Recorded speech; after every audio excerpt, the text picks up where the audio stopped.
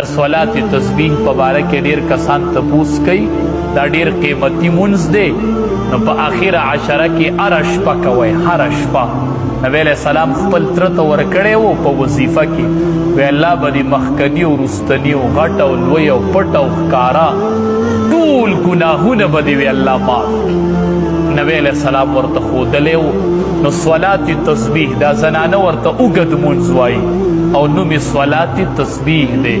نو دام په آخره عشره کې هر شپه کوئ که لیلة القدر او تا پکې دغه مونځ کړی دا یاد ساتئ ما پې تجربه کړې ده چې چاته څه مشکل وي که نه او دې صلات تسبیح وکړي بیا دعا ووایي که دا مشکل حل نشه که نه او د ونه لیدل نو زه به جرم ورکړم هر شپه صلات تسبیح کوئ ماسخوتن ودرېږئ وایي که دا لیلة القدر یو زما پکې صلات تسبیح راشي او د هغې اسانه طریقه دا ده خلک اکثر طریقه باندې لږ ورته مشکلات اسانه طریقه یې دا ده چې د څلورو رکاتو نفلو نیت په وته که صلات تسبیح وایي څلور رکاته صلات تسبیح مون ادا کوم په دې حاضر وخت الله اکبر څلورو رکاتو نیت دې وتړو چې څلور رکاتو نیت دې وتړو نو سبحانک اللهم وبحمدک دا به شروع کې که نه چې ولا اله غیرک ووایي نو 15 پیری به ووایي سبحان الله والحمد لله ولا اله الا الله والله اکبر پاپا لو پسې نه ځي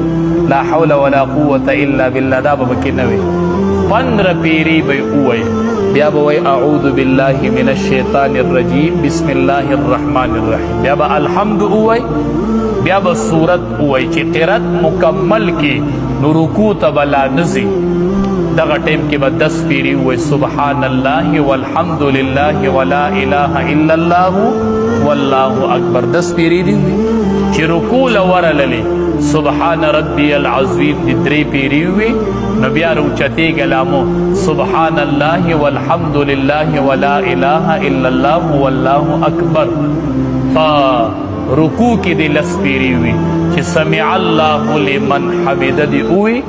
نو بیا 10 پیری ووایه سبحان الله والحمد لله ولا اله الا الله والله اکبر